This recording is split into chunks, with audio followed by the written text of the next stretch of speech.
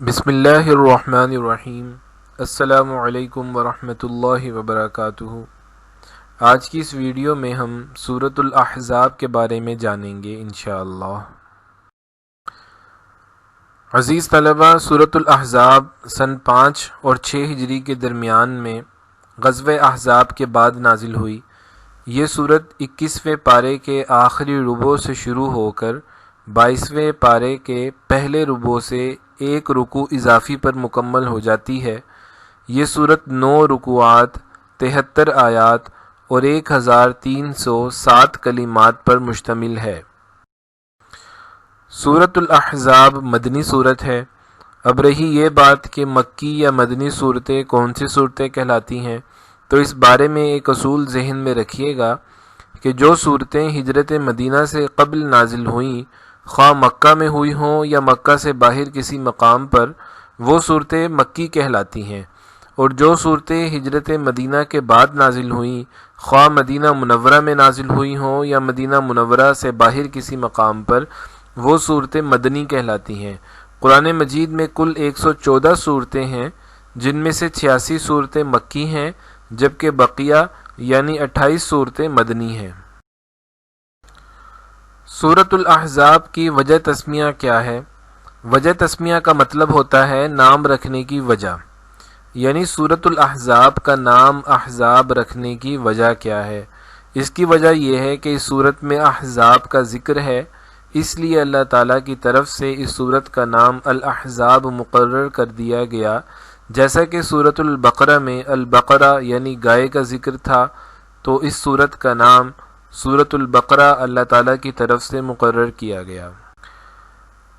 احزاب کا لفظ جمع ہے، جبکہ اس کا واحد حزبن ہے۔ حزبن کا معنی ہے گروہ، لشکر یا جماعت۔ اس طرح احزاب کا معنی ہوا بہت سارے گروہ، لشکر یا جماعتیں وغیرہ۔ دراصل اس جنگ میں غیر مسلموں کے بہت سے گروہوں نے مل کر مسلمانوں پر حملہ کرنے کی ٹھان لی تھی، اس لیے اس جنگ کو غزوہ احزاب کہا جاتا ہے۔ غزوہ احزاب کو غزوہ خندق بھی کہا جاتا ہے، کیونکہ اس غزوے میں حضور اکرم صلی اللہ علیہ وآلہ وسلم نے حضرت سلمان فارسی رضی اللہ تعالیٰ عنہ کے مشورے سے یہ خندق کھدوائی تھی۔ اس خندق کی وجہ سے مسلمانوں کو بہت فائدہ ہوا اور اس غزوے کا نام غزوہ خندق پڑ گیا۔ اس سورت کے اکثر مضامین غزوہ خندق، بنو قریظہ کی عہد شکنی، حضور اکرم صلی اللہ علیہ وآلہ وسلم کے منہ بولے بیٹے یعنی حضرت زید رضی اللہ تعالیٰ عنہ کے واقعے، اور حضور اکرم صلی اللہ علیہ وآلہ وسلم کی ازواج مطہرات سے وابستہ احکام سے متعلق ہیں۔ اس صورت میں اللہ تعالیٰ نے آداب معاشرت بھی بیان کیے ہیں، نیز پردے کے احکام بھی اسی صورت میں نازل فرمائے ہیں۔ اگر سورۃ الاحزاب پر غور و فکر کیا جائے تو اس سے درج ذیل بنیادی مسائل اور مرکزی مضامین حاصل ہوتے ہیں۔ نمبر 1، ہر حال میں اللہ تعالیٰ کا خوف و تقوی اور دشمنوں سے ڈرنے کی بجائے اللہ پر توکل کرنا۔ اہم سماجی اصلاحات جیسے زہار اور منہ بولے بیٹے سے متعلق احکام۔ نبی کریم صلی اللہ علیہ وآلہ وسلم مومنوں پر ان کی جانوں سے زیادہ عزیز اور مقدم ہیں، اور آپ صلی اللہ علیہ وآلہ وسلم کی ازواج مطہرات رضی اللہ عنہن امت کی مائیں ہیں۔ نمبر 4، غزوہ احزاب میں منافقین کا کردار، کفار کی شکست، بنو قریظہ کا انجام بد اور جاں نثار صحابہ کی بہادری کا بیان۔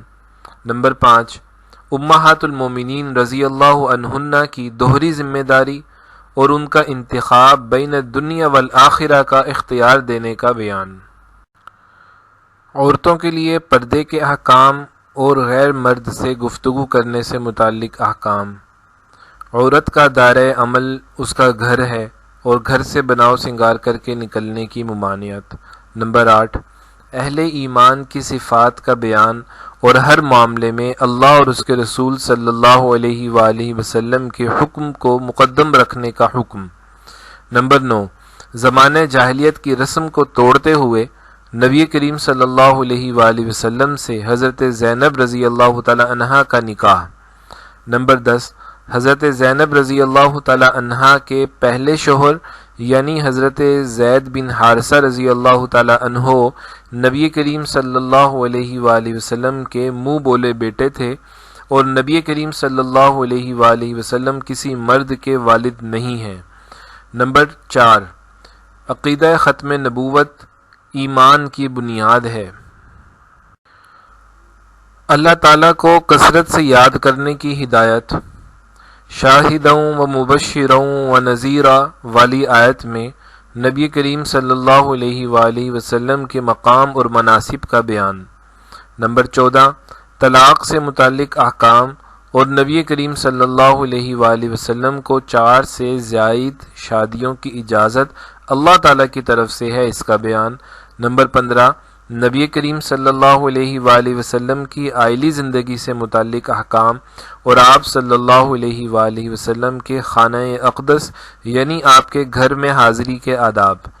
نمبر 16، آیت حجاب اور محرم افراد کی فہرست۔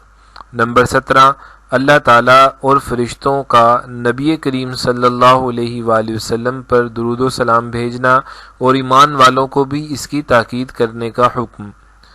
اور نمبر 18 یہ ہے کہ اہل ایمان کو ہر حال میں سچی بات کہنے کی ہدایت۔ یہ تھا سورۃ الاحزاب کا مختصر اور جامع تعارف۔ امید کی جاتی ہے کہ اس ویڈیو کو دیکھنے اور سمجھنے کے بعد طلباء جب سورۃ الاحزاب اور اس کا ترجمہ پڑھیں گے تو وہ ترجمہ ان کو سمجھ بھی آئے گا اور یاد بھی رہے گا انشاءاللہ۔ جزاکم اللہ خیرا، شکریہ۔